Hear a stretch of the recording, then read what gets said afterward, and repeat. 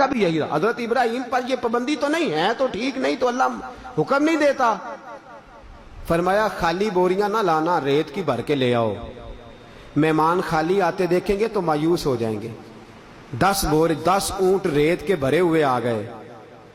اب مہمانوں نے دیکھا تو نعرے لگانے لگے, ماشاءاللہ سبحان اللہ, آ گیا کھانا. ریت کی بوریاں اتر گئیں تو جناب ابراہیم نے سر سجدے میں رکھ دیا. کہنے لگے یا اللہ اپنے لیے تو نہیں مانگتا میں, خدا بندہ میں اسحاق اور اسماعیل کے لیے نہیں مانگتا, میں سارا اور ہاجرہ کے لیے نہیں مانگتا. یہ تیرے بندے مجھے تیرا محبوب سمجھ کے, تیرا پیارا سمجھ کے آئے ہیں, تو مہربانی فرما ان کے لیے مجھے رزق عطا فرما. حضرت ابراہیم نے دعا مانگی. اب حضرت سارا کو نہیں پتا کہ بوریوں میں ہے کیا, وہ سمجھیے گندم آ گئی ہے. کن کا ٹے کن تے فصلاں محکن تے ہووے بخت سولا, دنیا آوے تے کھا جاوے تے راضی ہووے بلا. ان کو یہ پتا ہے کہ گندم آ گئی. انہوں نے کنیزوں سے کہا چلو چلو بوریاں کھولو. بیبیاں کہتی ہیں بوریاں کھول لی تو اس طرح کی گندم نکلی جیسے پہلے کبھی دیکھی نہیں تھی. اس طرح کی گندم کے دانہ گندم کا لگے ہیرا ہے, چمکتا ہوا, اور خوشبو اتنی کہ دور دور پھیل گئی. پیسا نہ جب روٹیاں پکائیں تو خوشبو دور. حضرت ابراہیم نے سر سجدے سے اٹھایا تو حضرت سارا نے ایک روٹی کا لقمہ چکھا تو دوڑی آئی. کہنے لگی ابراہیم جو تیرے مصری یار نے گندم بھیجی ہے نا, اس طرح کی میں نے کبھی دیکھی نہیں. تو حضرت ابراہیم رو پڑے, فرمانے لگے مصری یار نے نہیں بھیجی, یہ میرے عرشی یار نے بھیجی ہے, یہ میرے اس نے بھیجی ہے جو کہتا ہے وَيَرْزُقْهُ مِنْ حَيْثُ لَا يَحْتَسِبُ, میں وہاں سے دوں گا جہاں سے تو نے کبھی سوچا بھی نہیں ہوگا, تیرا کبھی گمان بھی نہیں گیا. یہ میرے عرشی یار نے بھیجی ہے. اور کہا ابراہیم کھلا میرے بندوں کو, کھلا. میرے نبی کریم بیٹھے تھے, حضرت عمر بھی بیٹھے تھے, حضرت بلال بھی بیٹھے تھے. مہمان آ گئے, انہوں نے کھانا بھی کھایا اور حضور سے کچھ مانگا بھی. میرے نبی نے فرمایا بلال کچھ ہے؟ حضور کچھ بھی نہیں ظاہراً. فرمایا جا قرضہ اٹھا لے, قرضہ اٹھا لے. حضرت بلال حبشی رضی اللہ تعالیٰ عنہ فرماتے ہیں میں قرضہ لینے کے لیے جانے لگا تو حضرت عمر کہنے لگے یا رسول اللہ رب اس کا حکم دیتا ہے کہ پاس نہیں تو قرضہ اٹھا کے مہمان نوازی کرو. تو نبی پاک صلی اللہ تعالیٰ علیہ وآلہ وسلم خاموش ہوئے. تو حضرت بلال کہنے لگے حضور آپ عمر کی بات پر دھیان نہ کریں, آپ دیں, مجھے پتا ہے جب آپ دیتے ہیں تو اللہ بھی آپ کو دیتا ہے.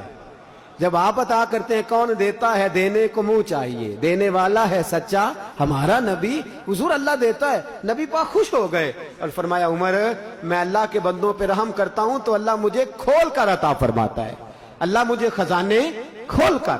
صاحبو یاد رکھو میرے محبوب پاک صلی اللہ علیہ وسلم کا یہ طریقہ رہا ہے. ہمارے صوفیاء نے, ہمارے بزرگوں نے خانقاہیں بنائیں تو ان میں لنگر خانوں کا جو قیام, لوگ بڑی تنقید کرتے ہیں اہل سنت کے لنگر خانوں پہ, تو بھئی یہ تو میرے نبی پاک کا طریقہ ہے, یہ تو میرے محبوب کا طریقہ ہے. اگرچہ وہاں دال پتلی پکتی ہے, اگرچہ وہاں روٹیاں بہت دفعہ سادی ہوتی ہیں, اگرچہ وہاں جو ہے وہ سادی غذا ہوتی ہے, لیکن یہ طریقہ چلا آ رہا ہے محبوب پاک کا.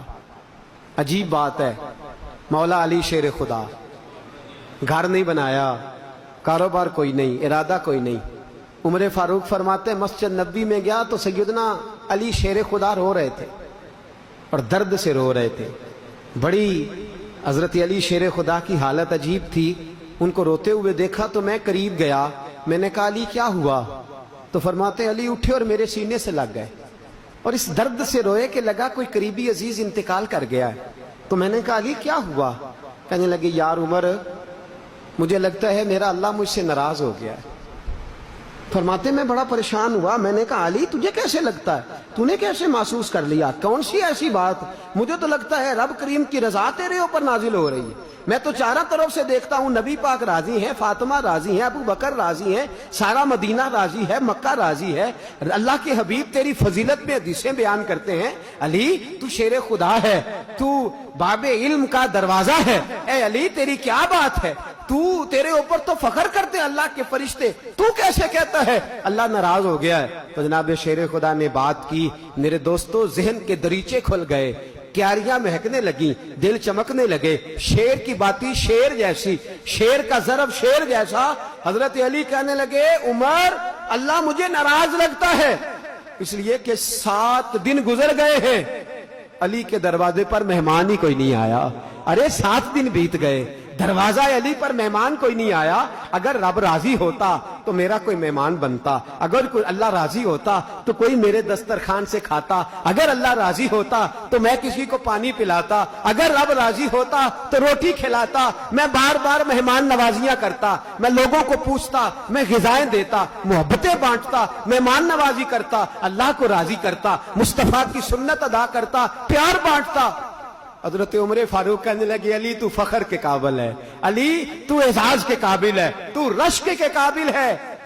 अली तू आज पसंद करता है कि चल उमर ही तेरा मेहमान बन जाए, चल मुझे ले जा, मैं तेरा मेहमान बन जाता हूं। सैयदना उमर चले गए। मेरे महबूब पाक सल्लल्लाहु तआला अलैहि वसल्लम ने फरमाया, मन काना युमिनु बिल्लाहि वल यौमिल आखिर फल युकरिम दैफाहु।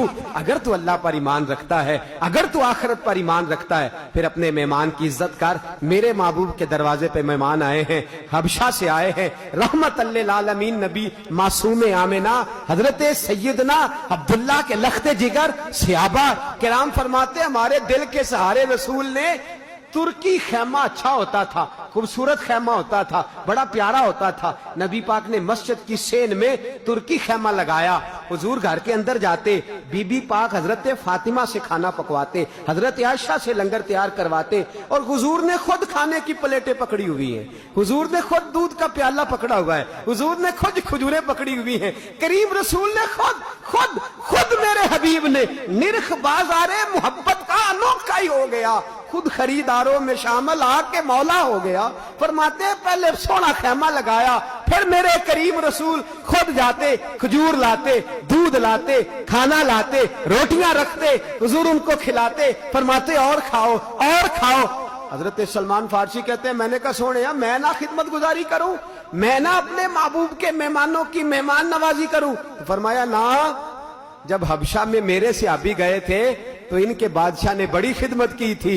हल जज़ाउल एहसान इल्ला एहसान, मैं नेकी का बदला नेकी देना चाहता हूं, मैं खैर का बदला खैर। और मेरे दोस्तों, मेरे नबी पाक के पास तो जो लोग बदर के कैदी होके गए, कैदियों को मेरे रसूल ने मेहमान बना लिया। उन कैदियों में से एक कैदी कहते, कसम अल्लाह की इज्जत की, मेरे नबी ने एक अंसारी सहाबी का मुझे मेहमान बनाया। फरमाया कैदी ना समझना, मेहमान समझना। फरमाया मैं उनके घर में बतौर कैदी बंधा हुआ था, वो अपने बच्चों को भूखा रखते थे, मुझे रोटी खिलाते थे, अपने बच्चों को खुश्क छुआरा देते थे, मुझे तर खजूर देते थे, अपने बच्चों को वो जो है वो कल का पड़ा हुआ दूध देते थे, मुझे ताजा बकरियों का दूध देते थे। अपने बच्चों से रवैया और था, मेरे साथ और था। फरमाया मैं फिदिया दे के आजाद होने लगा, फिदिया जमा करा के मैं दरे रसूल पे पहुंच गया। हबीब ने फरमाया जा अब तूने फिदिया दे दिया है। तो मैंने कहा सोने मैं कैदी बन के आया हूं और तूने ऐसी मेहमान नवाजी की है, अगर गुलाम बन के आऊंगा तो तू कितनी रहमतों का नुज़ूल फरमाएगा, कितनी रहमतों का नुज़ूल फरमाएगा।